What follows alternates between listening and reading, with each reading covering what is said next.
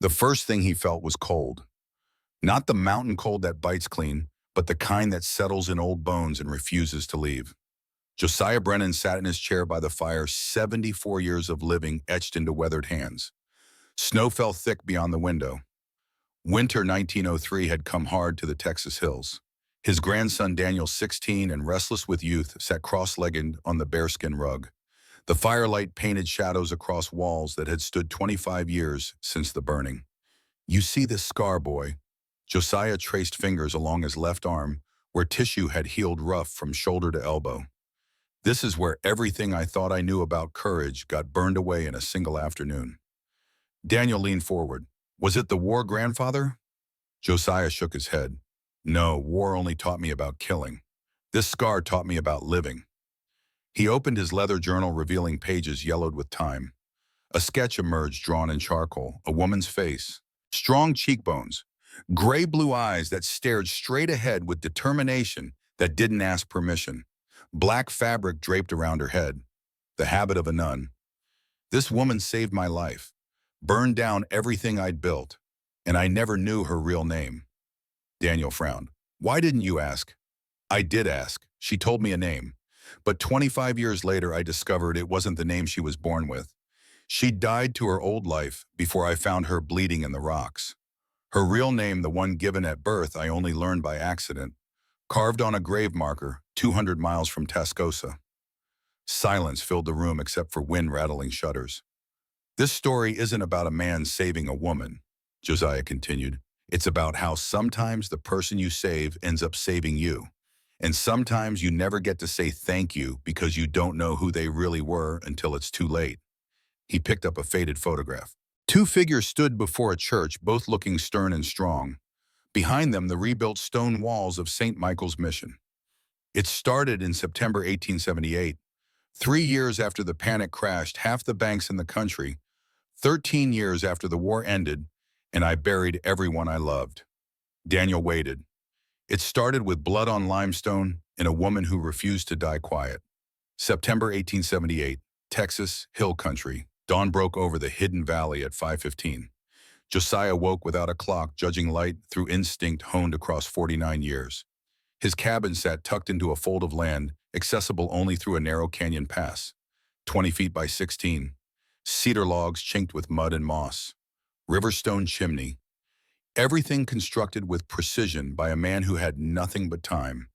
First light meant first actions. Weapons first. The Sharps rifle model, 1874 50 caliber. Cost him $50, saved over 2 years. He loaded one round, set the safety. The Colt 45 Peacemaker, $17, rested by the bed. Both weapons clean, both ready. Next came the horses. Steadfast, his 16-year-old gelding. Scout, the 8-year-old mare. 2 quarts of oats each. Water trough fed by a spring diversion. Then the trap lines, 23 traps across 5 miles.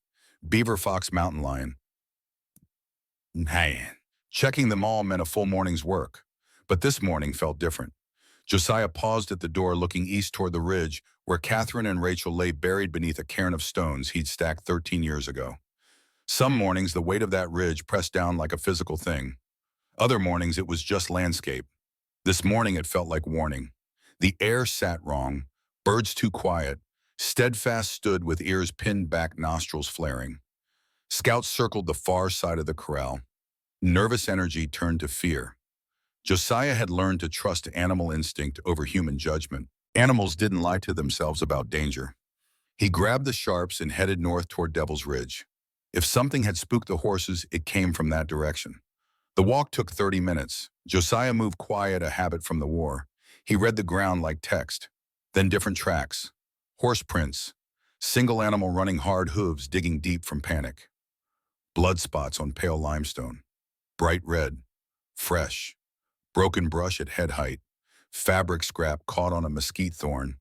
Black. Wool. Then he saw the buzzards circling. He climbed toward the ridge, rifle ready. Reached the top and looked down. Below, twisted among limestone rocks and rusted barbed wire, lay a woman in black. The impact hit him physical, not because of blood or injury, though both were severe, but because it had been 9 years since Josiah had seen another human this far into his territory. 9 years of deliberate solitude. 9 years of building walls between himself and a world that took everything he loved. She wore the black wool habit of a nun torn badly. Her right knee bent at an angle God never intended, femur displaced in a posterior dislocation Josiah recognized from field medicine. Barbed wire had cut her left thigh and hip. Shallow but bleeding steady. Her face had gone gray. Shock setting in, flies already gathered. She was maybe 33. Strong build, not soft convent delicacy. Hands showed calluses. Arms had muscle. This was someone who worked, and she would dying unless someone helped. Josiah's first instinct was to turn around, walk away. 9 years of peace bought with isolation. A nun in trouble was the kind of complication that ended badly. He actually took a step back. Then he saw her breathing, shallow, rapid, maybe 30 minutes before the body gave up. And he heard Catherine's voice in memory, clear as if she stood beside him. Josiah Brennan being strong enough to walk away doesn't make you strong, just makes you alone. He'd heard that voice 1,000 times in 9 years. Usually he ignored it. This time something shifted. He knelt. The woman saw him, her hand moved toward her boot defensive, but her fingers shook too badly. Don't. The word came out cracked dry. Josiah kept his hands visible, moving slow. His eyes went straight to the knee. Posterior dislocation. Doable. Painful as hell. He spoke without looking at her face. You got riders after you. A nod. Tears cut clean tracks through dust. How many? 6, maybe more by now. 6 riders hunting 1 injured nun. You didn't send 6 men unless, yeah, you planned to kill them. What did you do? Kill somebody? Worse. Her gray-blue eyes locked on his. I told the truth. Josiah almost smiled. In his experience, truth got people killed faster than lies. He examined the knee closer. She flinched hard, a sob tearing out. I can fix this. But it's going to hurt worse before it gets better. How much worse? Enough that you'll want to scream. But screaming brings hunters faster. She nodded, already biting her lip bloody. Josiah positioned himself. Left knee braced for leverage. Right foot against her hip for counter traction. Both hands on her leg feeling for the exact angle. I'm going to pull, rotate, and extend in one motion. If you fight me, ligaments tear. If you let me work, the knee goes back. Her eyes stayed locked on his, terror mixed with determination. Count to 3, she asked. No, counting gives you time to tense up. I'm going to do it when your body's ready, not when your mind thinks it is. He watched her breathing, waited for the pattern. On the 4th exhale, when muscles naturally relaxed, he moved, pulled. Sudden force-controlled angle. The crack of bone relocating echoed off rocks like a rifle shot. Her scream ripped through the valley, pure animal agony. Then she choked it back, swallowed the rest, because hunters and the need for silence. The knee sat properly now, still swollen, still damaged, but aligned. She sagged, vision swimming. Josiah caught her shoulder. Breathe, stay with me. He worked fast. 2 mesquite branches, strips torn from her habit, fashioned a crude splint, bound it tight. What's your name? Sister Margaret, St. Michael's Mission. That's 40 miles south, long way to run. Had to. Her hand gripped his wrist. They'll kill me for what I carry. He saw desperation in her eyes. Not just fear of death, fear of truth being silenced. What are you carrying? Proof that men in power are thieves. Girl, powerful men are always thieves. Not this time. This time I can prove it. Dust plume visible now, maybe 10 minutes out. Josiah made his decision. Can you ride if I get you on a horse? I can sit. That's steel again. Josiah liked that. Then we move, now. He whistled low. Steadfast appeared. Josiah lifted Sister Margaret, careful with the knee but firm. Set her sideways on the saddle. Don't let go, no matter what. The ride back couldn't be fast, but Josiah knew these hills. He led steadfast through a dry creek bed where limestone held no tracks, across rock shelf, through mesquite thicket, circled north before cutting back south. Skills learned evading Confederate cavalry, still useful 15 years later. Sister Margaret stayed silent. No complaints, just held on and endured. 20 minutes in, he stopped to check her knee. Blood seeping through. He tightened the splint, gave her water. Why are you helping me? Honest answer. Haven't decided yet. She almost smiled despite pain. He noticed details.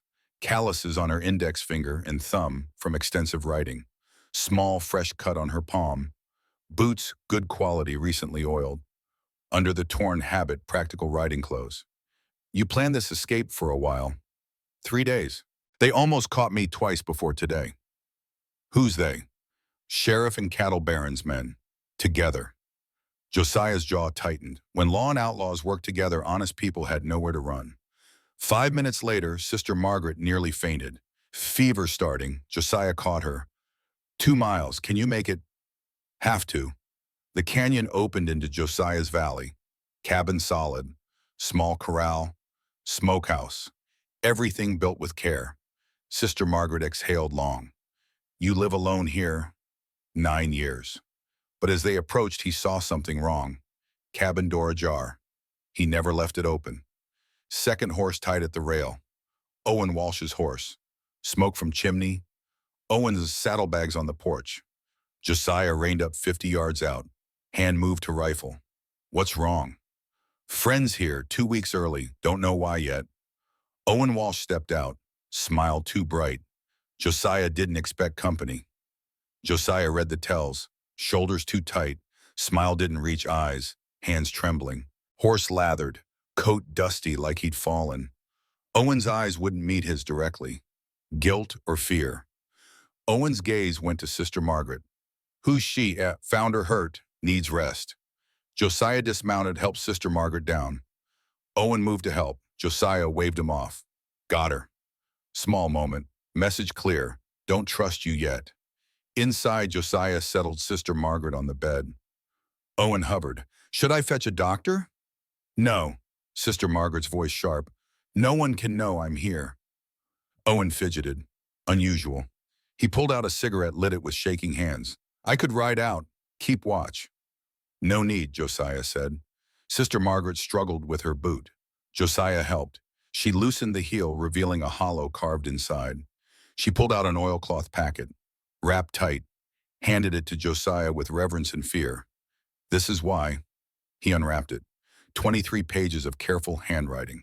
Documents, copies, Tascosa County Water Rights Registry. Original claims 1867 to 1870. Names listed. Samuel Morrison, Michael Hayes, Robert Patterson, 20 more. All filed proper and legal after the war. Second page showed different information. Same creeks, different claims, filed between 1875 and 1878. One name appeared over and over. Cutler Warren. 47 separate claims.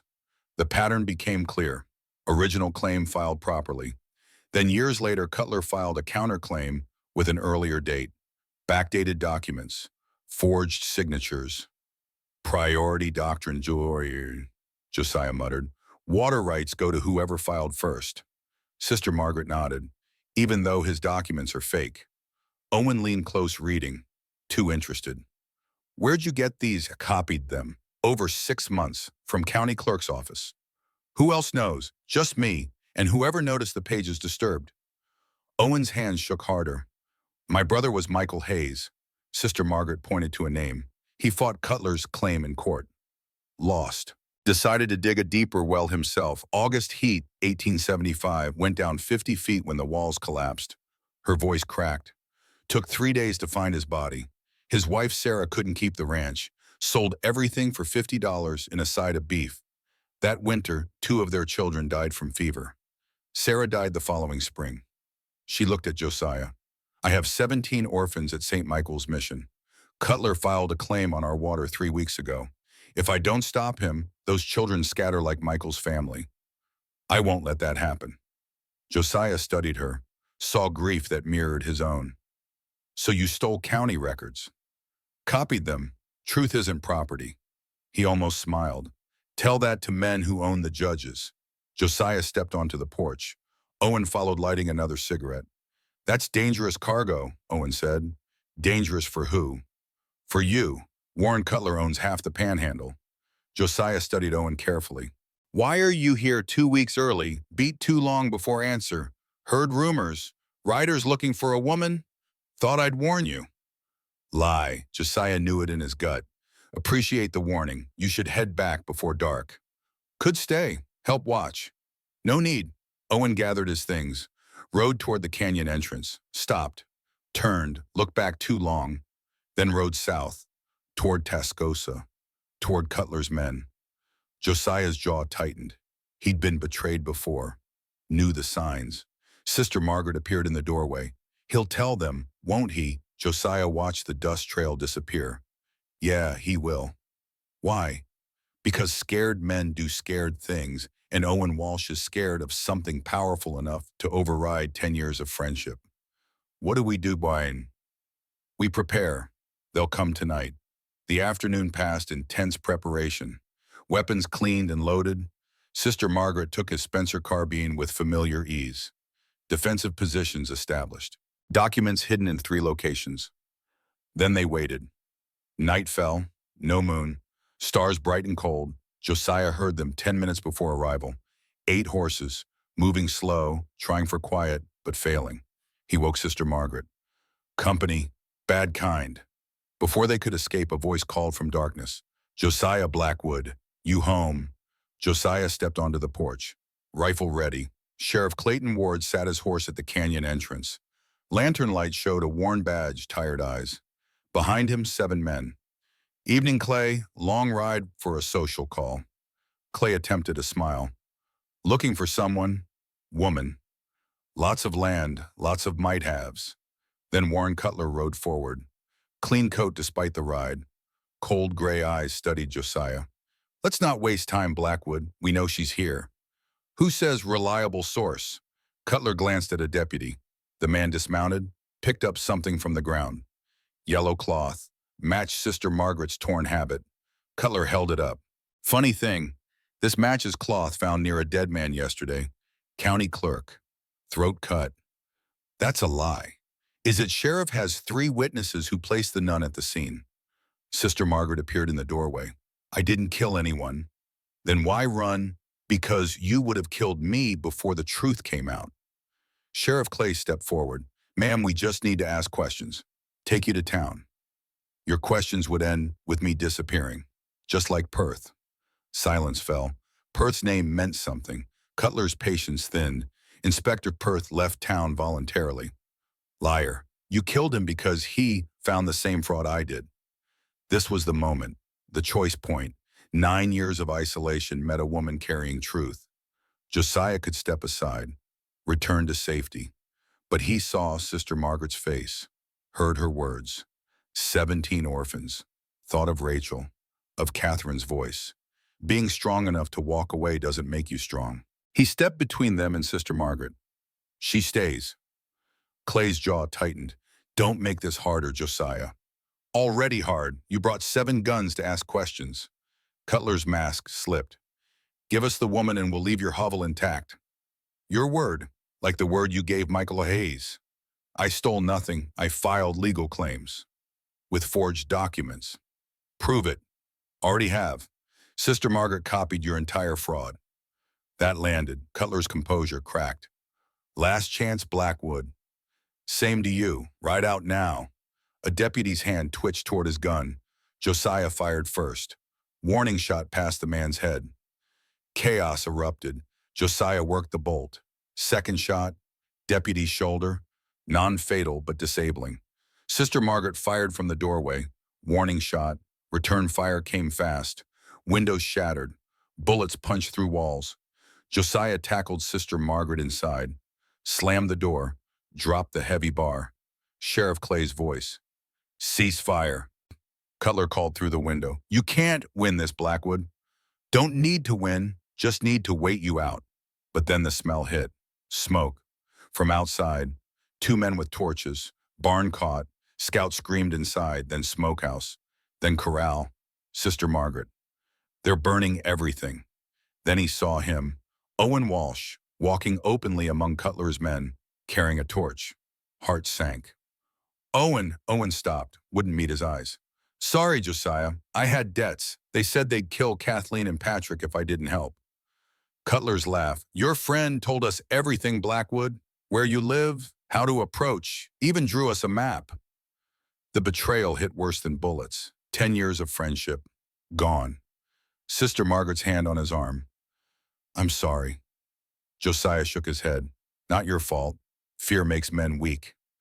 Cabin filled with smoke. Can't stay. Can't surrender. The root cellar. The cave system. The escape route. Can you climb with that knee? Can I choose not to? He almost smiled. They descended through the trap door, down into darkness. Behind them, the cabin roof caught fire. The cave tunnel stretched 50 yards through limestone. Low ceiling, tight spaces, had to crawl. Josiah led with a candle. Sister Margaret followed, dragging her bad leg. Every movement agony, but she didn't stop. Then fresh air, stars. They emerged onto a cliff face 200 feet above the valley. He found the goat path, helped Sister Margaret climb. She fell twice. He caught her both times. From the ridge above, they watched 9 years burn, cabin collapsing, barn destroyed, smokehouse rubble, everything ash. Sister Margaret. I'm so sorry. Josiah shook his head. No, it's his. He pointed at Cutler. And mine. Yours, for thinking I could hide from the world forever. He looked at her. Maybe this fire burned away the hiding, left only what's real. What's real? Choice. Do I keep running or do I stand on? Below, Cutler's men searched ruins, frustrated. Josiah touched the oilcloth packet in his shirt. Documents survived. What now? His jaw set. Now we make them pay, not with bullets, with truth. How? We take this to a place where they can't silence it, where the whole town watches. Tascosa, the church, Sunday service, 3 days from now. We make them answer in front of God and everybody. Her eyes widen. That's suicide. Maybe, or maybe it's the only way truth survives. You willing? She studied him, nodded slowly. I'm willing. They turned away from the burning valley, walked into darkness. Ahead 3 days to change everything, or die trying. They walked through darkness for 3 hours before Josiah found the cave. Dry, defensible, hidden behind a rockfall. Sister Margaret collapsed. Her fever had climbed, skin hot, knee swollen, infection spreading. He built a small fire, made her drink water. Examined the knee by firelight. Not good. Red streaks radiating from the joint. Without proper medicine, this could turn septic. He had yarrow in his possibles bag. Ground it mixed with water applied to the wound. She hissed through clenched teeth. This is bad. Been worse. Liar. He almost smiled. While she slept fitful and fevered, Josiah examined the documents. 23 pages. But he noticed something. A second set of papers folded inside. Different handwriting, numerical. A ledger, private accounts, payment records. His eyes scanned the columns. Payment records. Warren Cutler, private account. June 1875 CW, 200, Silence, Morrison Matter.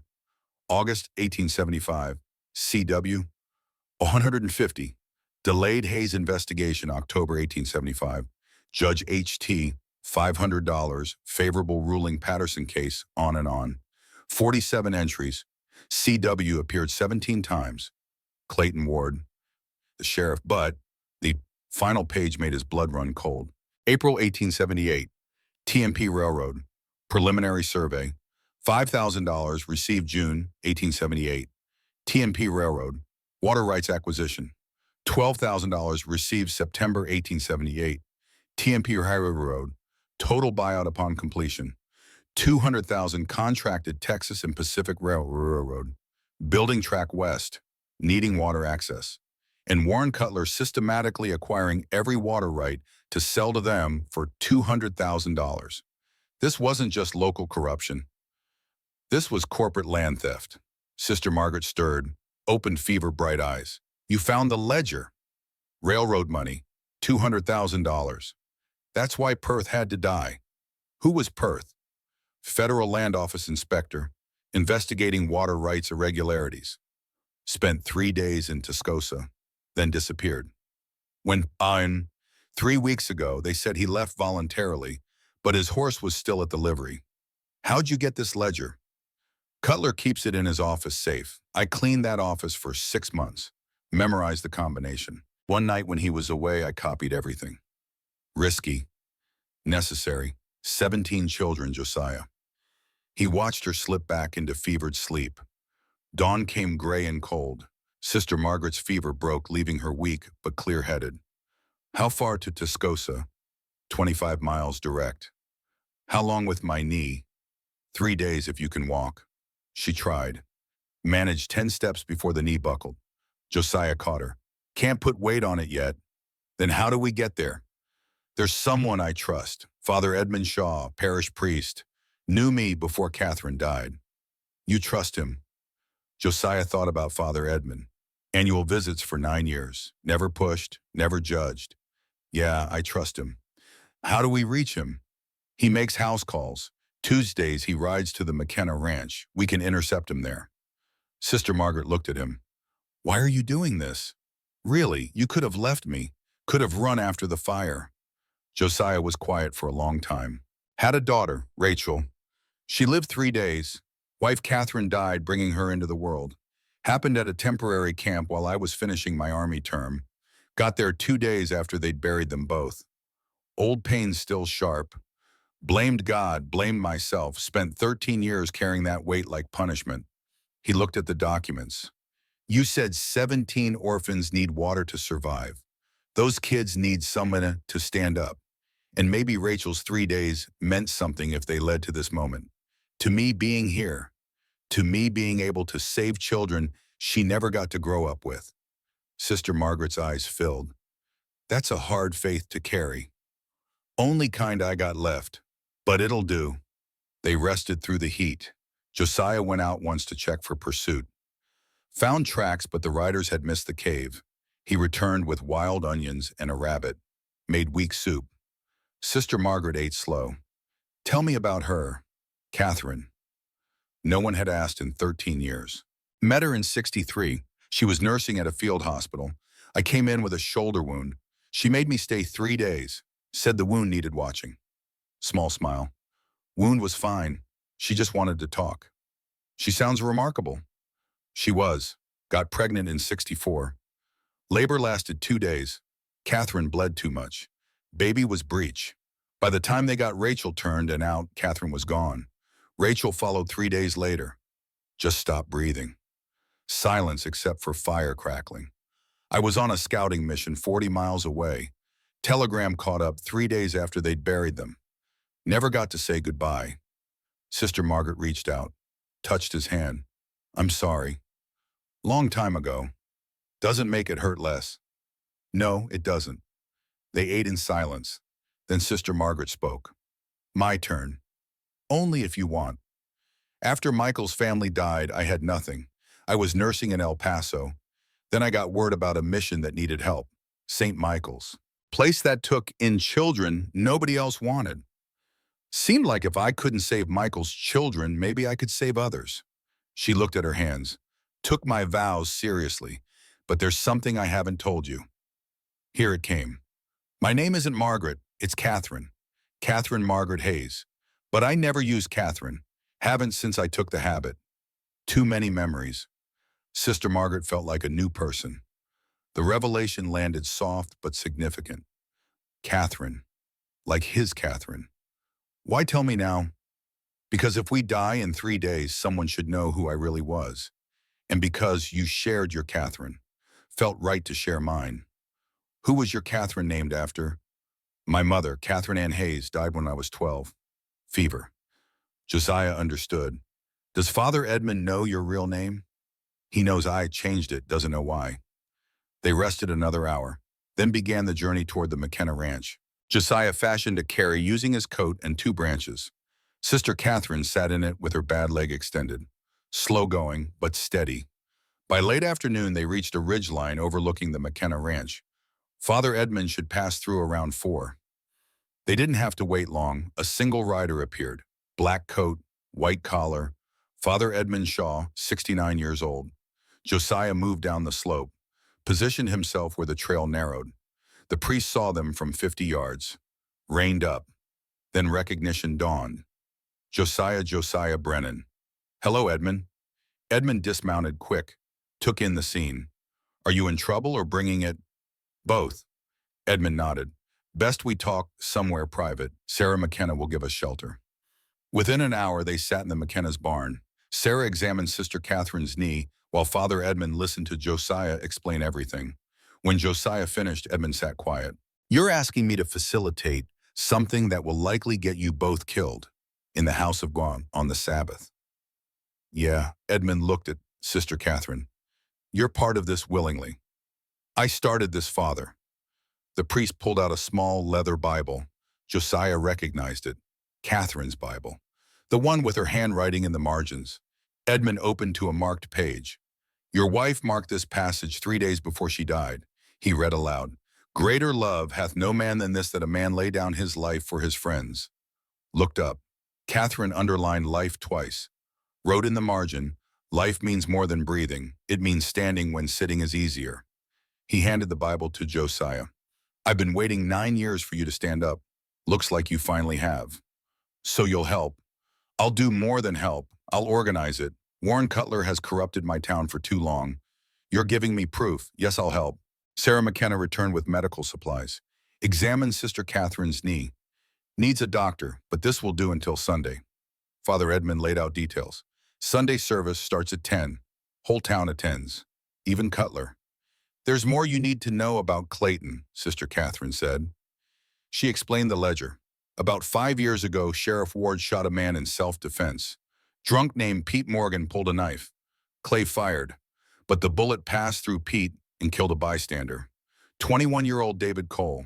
Clay wanted to confess, but Cutler stepped in, paid off witnesses, changed the coroner's report, made Clay indebted forever.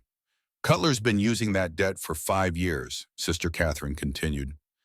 Edmund's face showed pain. I buried David Cole. If I'd known, that's the trap, Josiah said. Cutler finds good men, waits for one mistake, then owns them forever. They planned through the evening. Father Edmund would contact families who'd lost land, find witnesses willing to testify.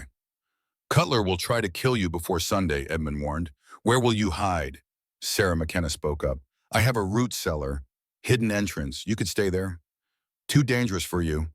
John and I are done being quiet. It was decided. 2 days until Sunday. The first day passed in tense waiting. Sarah brought food twice. No visitors. Father Edmund sent word. He'd contacted 8 families. 3 agreed to testify. 5 refused. Still working. The second day brought complications. Sarah came down at noon. Riders approaching, 6 of them. Josiah checked his weapons. Stay quiet. I'll handle this. He climbed out, had Sarah close the entrance, positioned himself in the barn shadows. 6 riders arrived. They spoke with John McKenna. Josiah couldn't hear words but read body language. Questions, John standing firm. One rider walked toward the barn, looked inside, looked right at Josiah's position. The moment stretched. Then the rider's eyes passed over. Saw nothing. He turned back, mounted up. The 6 riders left. That evening, Father Edmund came himself. Federal marshal arrived in town today. Daniel Cross, investigating the disappearance of Inspector Perth. Perth's disappearance is federal now. Perth sent a letter to his superiors before he vanished. Said if anything happened, investigate Warren Cutler specifically. Give the documents to the marshal. Let him handle it. No, Josiah's voice firm. We do this public, Sunday.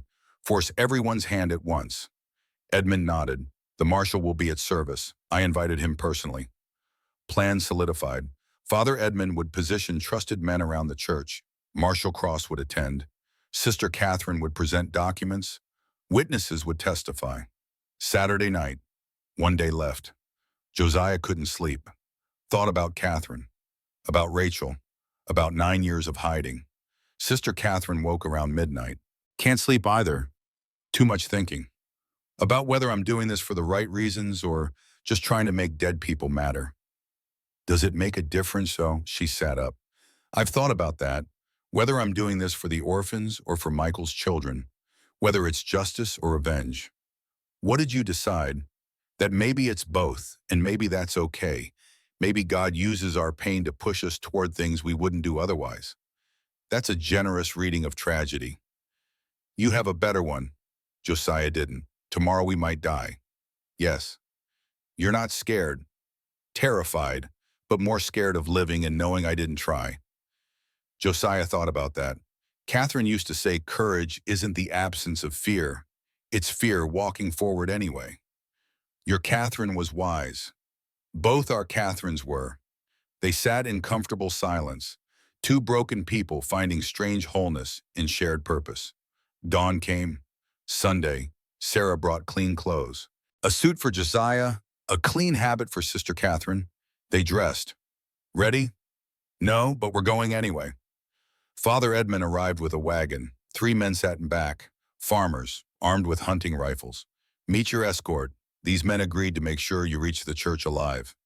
Josiah recognized one. Robert Patterson's son. Why, Pa? Josiah asked. Because my fathers have been broken for 2 years. Because I'm tired of watching good men bow to bad ones. The ride to Tascosa took an hour. Slow, careful, watching for ambush. Tascosa appeared. Small town, church at the north end steeple visible for miles. People gathering, Sunday best. The weekly ritual. The wagon rolled down Main Street. People stared, whispered. Warren Cutler stood on the church steps, saw them coming. His face went from confident to shocked to furious. He turned, snapped orders. Looks like the welcoming committee is ready, Sister Catherine said. Let them try. We're not alone anymore. The wagon stopped. Father Edmund emerged, positioned himself between Cutler and the wagon. Warren, lovely morning for service. What is this? 2 members of my congregation coming to worship. That woman is wanted for murder. Then Sheriff Ward will handle it after service. But right now it's time for church. And in church, all are welcome, even sinners, even you, Warren. The crowd grew, watching, waiting. Marshal Cross appeared, federal badge visible. I'd be interested in hearing what these folks have to say. Cutler's face went purple, but he was trapped. Too public. Too many witnesses. After you, Edmund gestured to the doors. They walked inside. The congregation filled in behind. History about to be made. The church filled to capacity. Warren Cutler sat in his usual front row. Sheriff Clayton Ward slipped in the back, looking like a man walking to his own hanging. Father Edmund took the pulpit. Brothers and sisters, today's sermon comes not just from Scripture, but from witnesses among us, from truth long hidden.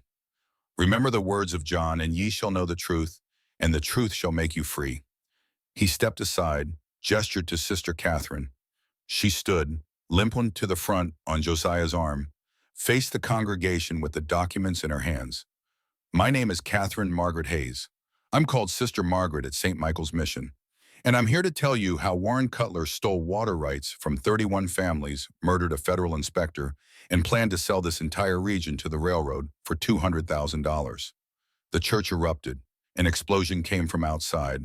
Shotgun blast, then shouting. Gunfire. Through the windows, Josiah saw riders, 8 of them, coming hard, not toward the church, toward the wagon. They're destroying the evidence, Sister Catherine shouted. But Josiah smiled, cold, hard. No, they're destroying a decoy.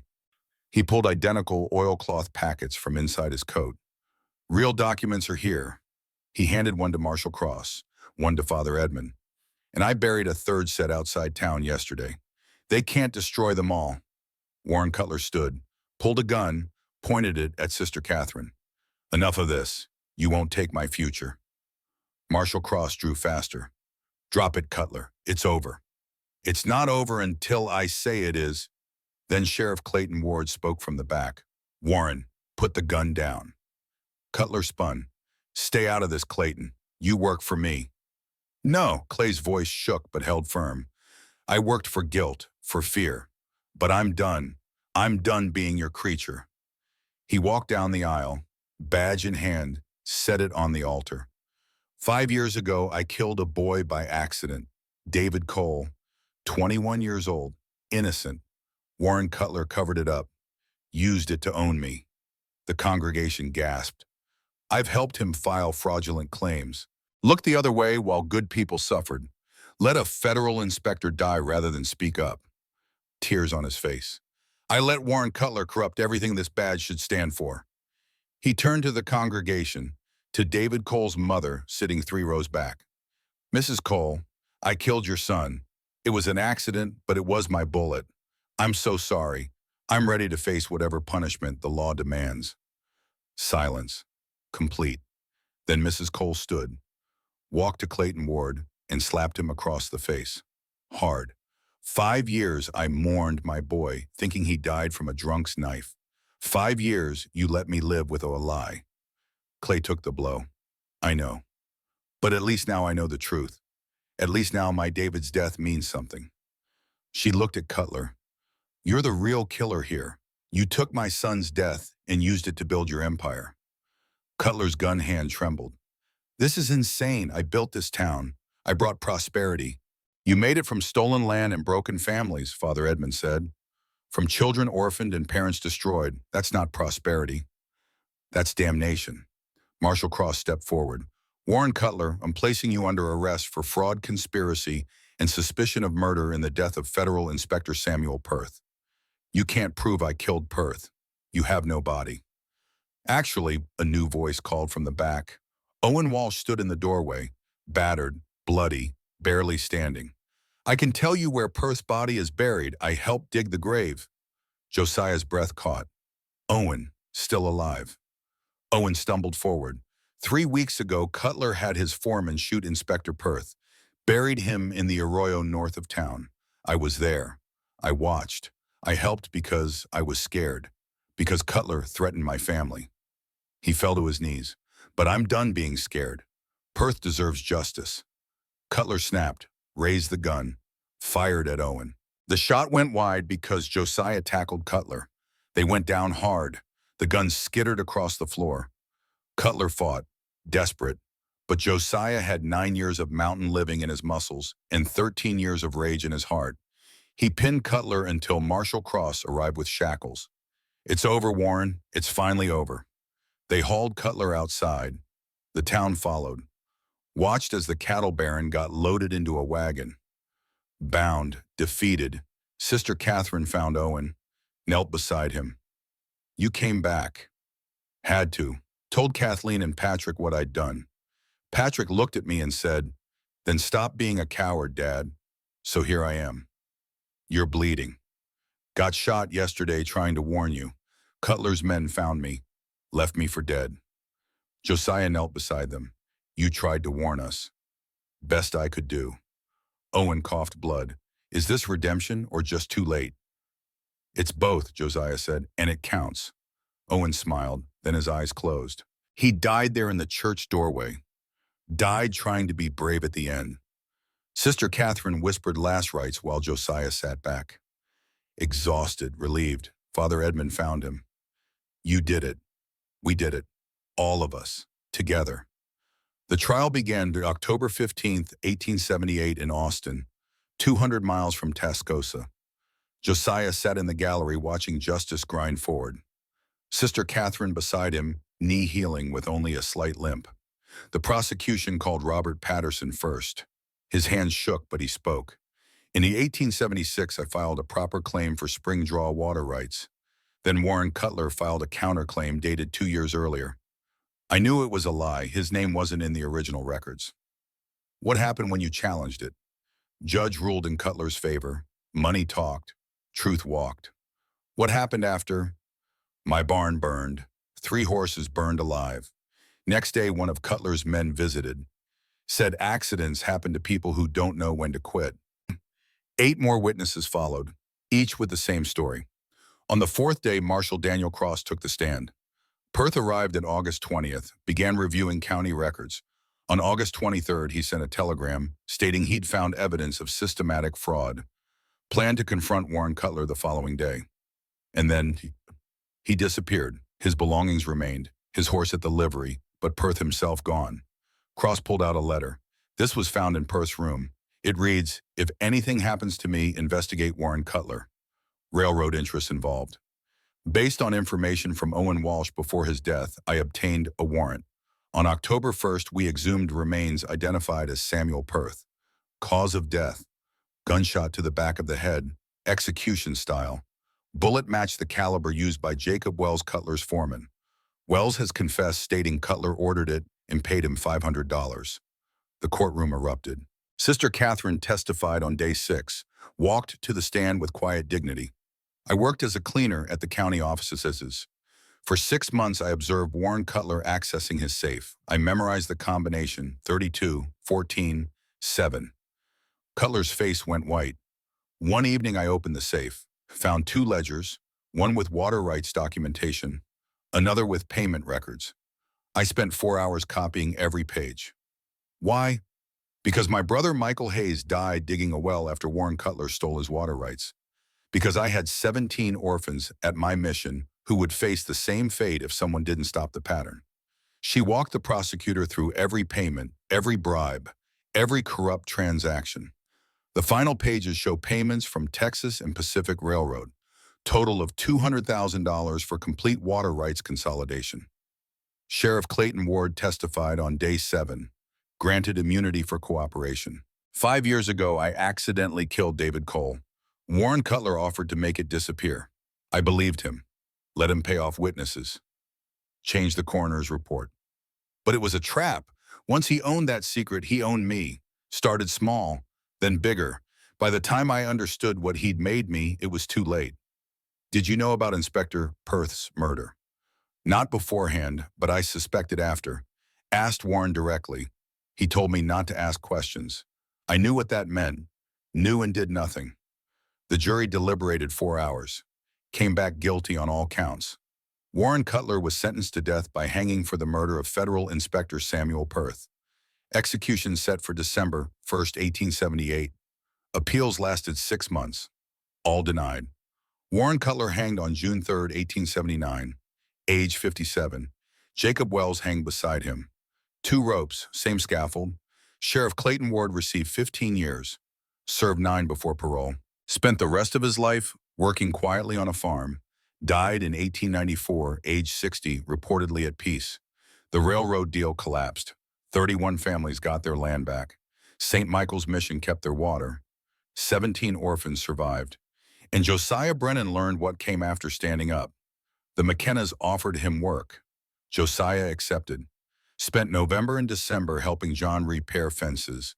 Honest labor, the rhythm of working alongside others. Sister Catherine recovered at the mission. Her knee healed crooked, left her with a permanent limp. She said pain was just her body's way of remembering what she'd survived. They saw each other weekly. Josiah would ride to the mission on Sundays, attend Father Edmund's service, talk with Sister Catherine about small things and large. The town treated them as heroes. Josiah found that uncomfortable. Does it get easier, he asked Father Edmund, being around people again? Yes and no. Easier with practice. Harder because you remember why you isolated. People are complicated. So why bother? Because they're also capable of extraordinary courage when given the chance. You gave this town that chance. Most took it. In January 1879, a group of ranchers asked Josiah to serve on the town council. Help rebuild trust. His first instinct was to refuse, but he thought about Catherine's voice, about standing instead of sitting. He accepted, served for 18 years, never comfortable with politics, but earned respect through honesty and refusal to compromise. He became the conscience of Tascosa. In March 1879, Josiah began rebuilding, not in the Hidden Valley, too many ghosts, instead on land donated by Robert Patterson, 20 acres overlooking Tascosa. He built larger this time, 3 rooms, stone foundation, planning for a future he hadn't allowed himself to imagine. People helped. John McKenna brought timber. Robert Patterson's son brought labor. Father Edmund brought blessing and whiskey. Sister Catherine visited during construction. Building for one or for more. Don't know yet, leaving room for possibility. She smiled. That's growth, Josiah. They never married, never courted. The question came up exactly once. A year after the trial, watching sunset, Sister Catherine said, "People talk about us, wonder why we spend so much time together." Let them wonder. Josiah thought carefully. You took vows, mean something to you, and I'm not sure I'm capable of that kind of love anymore. Had it once, lost it. The space it left doesn't seem to fill. I feel the same, but I value what we have. Companionship without expectation, trust without demand. Me too. Then we continue. Long as you're willing. She took his hand, sisterly, complete, always. Over the years, people stopped wondering, started accepting. Josiah and Sister Catherine, the mountain man and the nun, friends who'd saved each other and a town. St. Michael's mission grew. By 1885, 32 orphans. By 1890, 53. Sister Catherine became mother. Catherine elevated to Mother Superior at age 40. She ran the mission with fierce competence. The children thrived. The mission became a model for orphan care across Texas. Josiah visited weekly, sometimes to help with repairs, sometimes to teach boys practical skills, but mostly to sit with Mother Catherine and talk. One evening in 1887, she asked, "Do you still talk to them, Catherine and Rachel?" "Every day. Tell them about my life, about the children I help, about how their deaths led to all this somehow." "What did they say back?" "Nothing, but sometimes I feel approval, like they're glad I'm living instead of just surviving." Mother Catherine nodded. "I talk to Michael sometimes. Tell him about the children who have water because we fought." "Does it help?" "Yes, reminds me they're not really gone, just present in different ways." Years passed. Seasons cycling, children growing. The panic of 1893 hit hard, but Tascosa survived better than most. Water rights secure, land productive, community bonds strong. Josiah was 58 by then, slowing down, arthritis in his hands, but still capable. Father Edmund died in 1895, 86 years old. Heart gave out during morning prayers. The funeral filled the church. Josiah delivered the eulogy, and Edmund Shaw taught me that hiding from life doesn't protect you from death. It just makes the time between smaller. He spent his life making spaces bigger, making room for grace and truth. He made room for me when I needed it most. They buried Edmund next to the church. His headstone read, "He made room." Mother Catherine took Edmund's death hard. She withdrew for weeks. Josiah worried. Found her in the mission garden pulling weeds. "How are you managing?" "Badly." "Well, both." Angry at God for taking him. Grateful he gave us Edmund at all. Josiah knelt beside her, started pulling weeds. When Catherine and Rachel died, a chaplain told me God needed them more than I did. Made me furious. "What did you decide?" "That God doesn't need. We need. We need to believe loss means something. So we tell ourselves stories, God's plan, greater good, whatever helps us keep walking."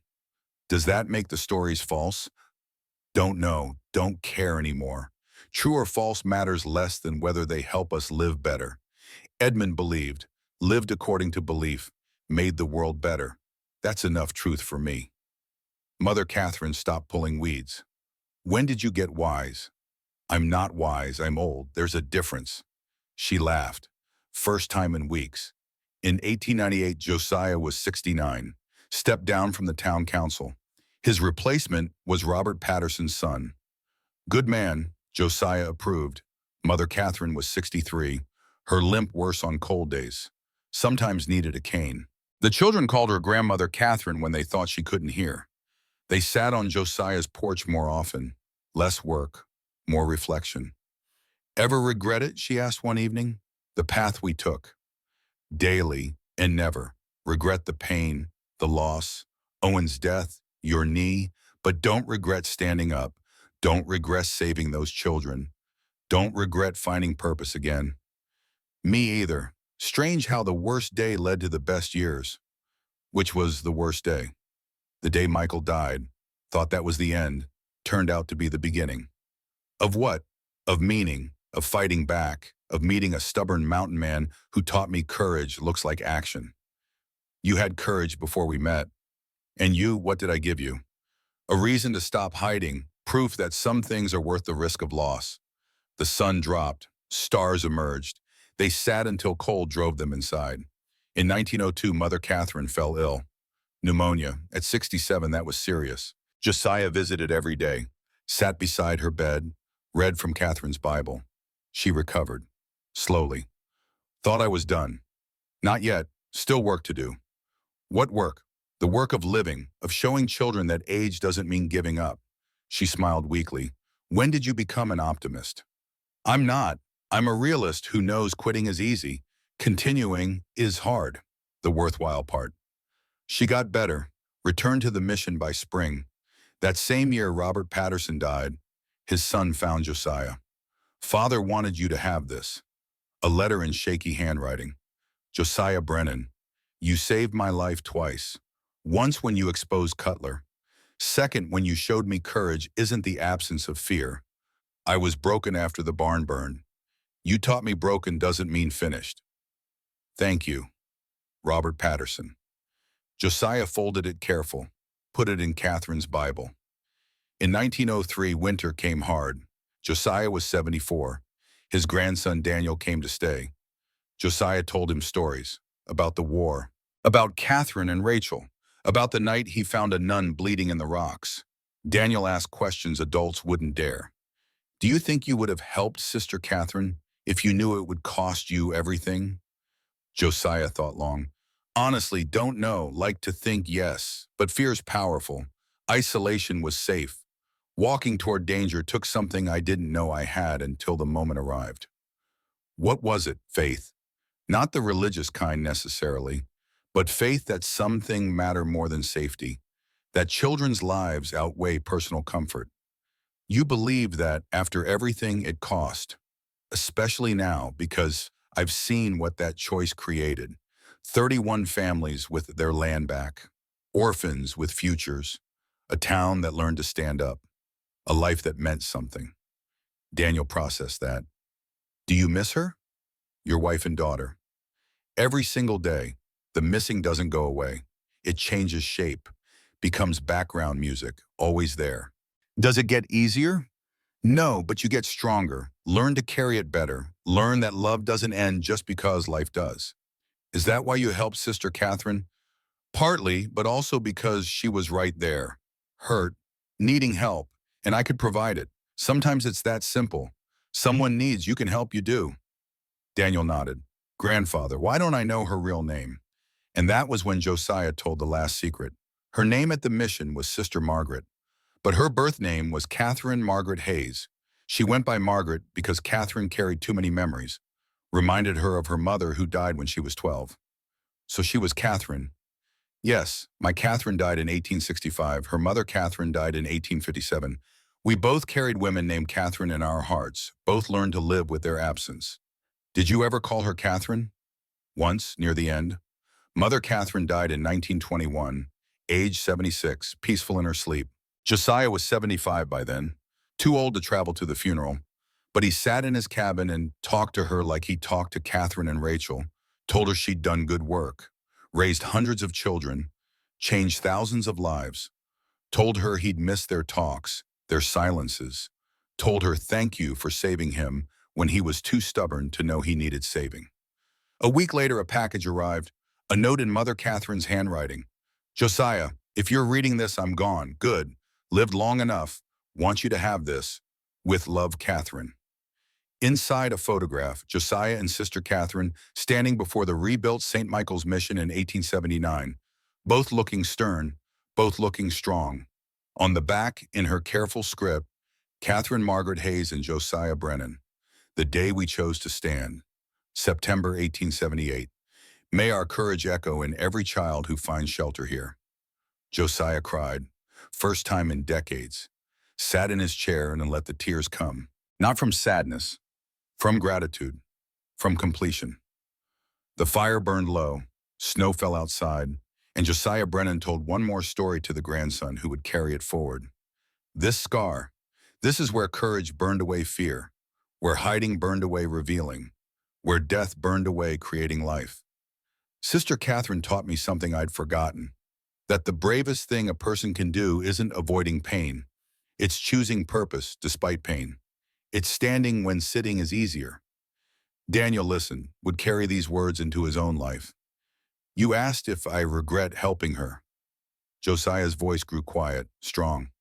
I'd do it every time, because those 17 orphans became hundreds, because 31 families got their land back, because a town learned justice matters, Because two broken people found wholeness in shared purpose. Because Catherine Margaret Hayes refused to stay silent, and I refused to let her die alone. And everything good that followed started with one choice on one hot September day. Stand or walk away, help or hide, live or just survive. I chose to stand. She chose to speak. Together we chose to believe truth matters more than safety, that children matter more than a comfort, that legacy matters more than isolation. He looked at Daniel, saw the future looking back. When your moment comes, and it will, you'll face the same choice. Easy path or right path, safe or significant. Remember this story. Remember that courage isn't the absence of fear. It's walking forward despite fear.